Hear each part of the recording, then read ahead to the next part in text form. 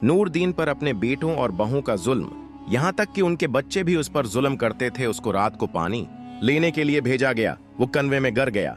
इस पर अपने बच्चे भी बहुत ज्यादा जुल्म करते थे, उसे काम करवाते थे।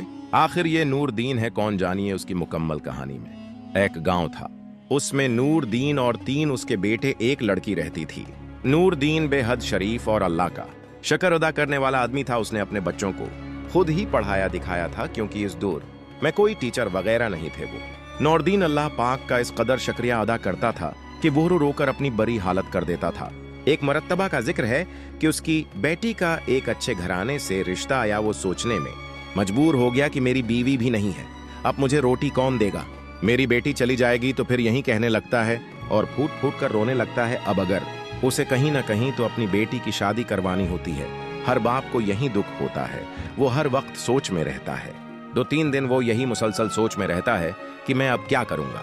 मगर इस बेचारे को आखिर में दिमाग में यही आया कि कहीं ना कहीं तो अपनी बेटी की शादी करवानी है, बस यहीं पर ही करवा देता हूँ। उसके बेटे आपस में सोचने लगते हैं और कहते हैं कि हम शादी के बाद भी खुल जाएंगे, और वो खूब खेलने लगते हैं। शादी की तैयारी आ जाती है और फिर हर तरफ शादी की तैयारियां होने लगती हैं। वो लड़की अपने बाप का हाथ पकड़कर कहती है कि बाबा अब मुझे वादा करें कि अब मेरे पीछे नहीं रोएंगे। फिर वो सोचने लगता है कि अब मैं अपने नौजवान बच्चों की भी शादी का तो और अपने फराइज से जान छुड़ा, तो वो 3 बहू ढूंढता है और इनकी शादी अपने बच्चों से करवाता है।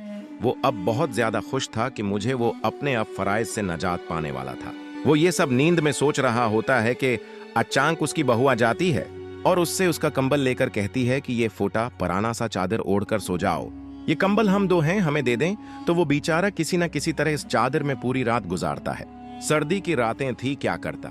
ये अब सुबह हुई तो वो नलके में गया, ठंडा यख पानी था। वो जैसे ही वजू करने लगता है तो वो कंपनी लगता है और जोर से आवाज देता है, बहू मुझे पानी अबाल कर दो। मगर आपको तो पता है कि बहू तो बहू ही होती हैं। वो कमरे से बड़ी गुस्से में निकलती है और कहती है, अरे कते बढ़े, हमें चीन से सोने भी नहीं देता। और वो उसी तरह उसे गालियां देने लगती है और नूरदीन बहुत परेशान होता है और उसे एक बड़ी लस्ट देकर गांव के बाजार में छोड़ दिया जाता है और कहा जाता है कि सब ये सामान लेकर जल्दी से जल्दी घर पहुंचो। जैसे नूरदीन वापस कर रहा होता है तो उसे झाड़ू पकड़कर झाड़ू देने के लिए बोल दिया जाता है। और जब झाड़ू देने के बाद दिखते हैं कि बीवी बच्चे आपस में खुल मिल रहे हैं तो वो खुश हवा, मगर इस बात से नाराज था कि बच्चे उसका अच्छी तरह से ध्यान नहीं रखते।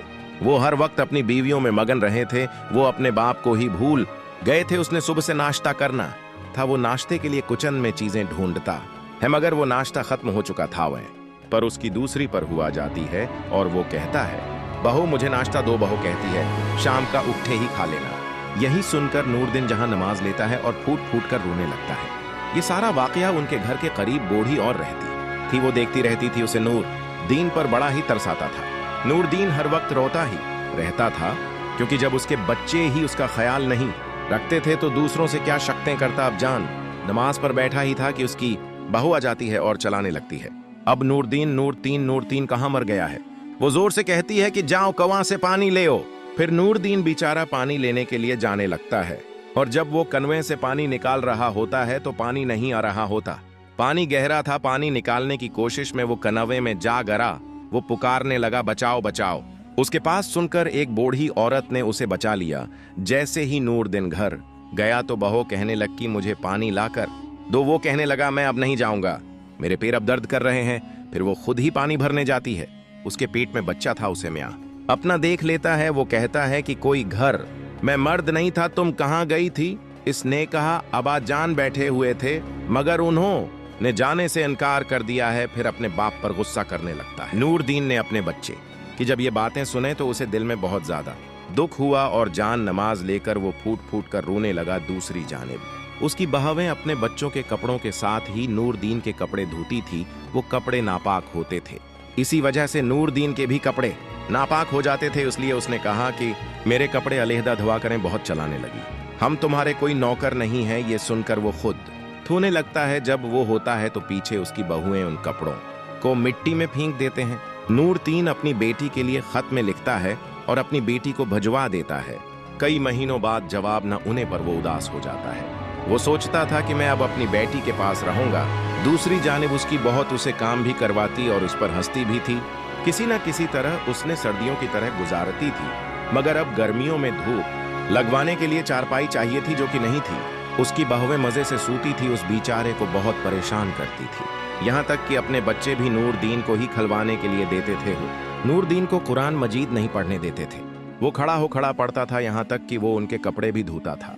वो अब अपने बेटों से बहुत तंग गया था, क्योंकि उनकी बहू उसे बहुत उन्हें देती थी। वो बहुत परेशान होता था। उसे उस घर में बहुत हंसीते मिलती थी।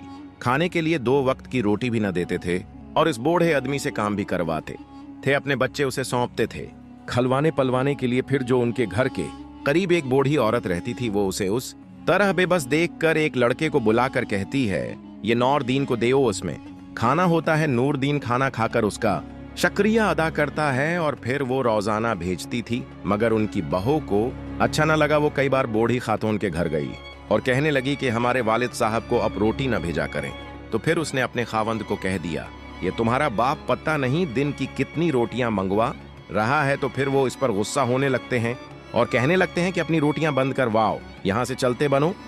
वो बूढ़ी खातून के घर जाता है और कहने लगता है कि मेरी बहन अब मुझे खाना न भिजवाया करे और उसके सामने हाथ जोड़ने लगता है।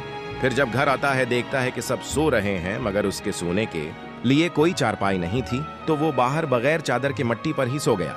ये अब सुबह उसकी बेटे उठे तो वो करने लगे, अबाजी तो इन लोगों को क्या दिखाना चाहते हो? ठीक है वो अपने पैरों पर उठ सकता, क्योंकि उसने रात का खाना नहीं खाया था। उसमें ताकत बिल्कुल भी न थी। वह एक ज़ईफ आदमी था और उसे अगर एक वक्त का खाना न मिलता तो उसकी ताकत काम न करती थी।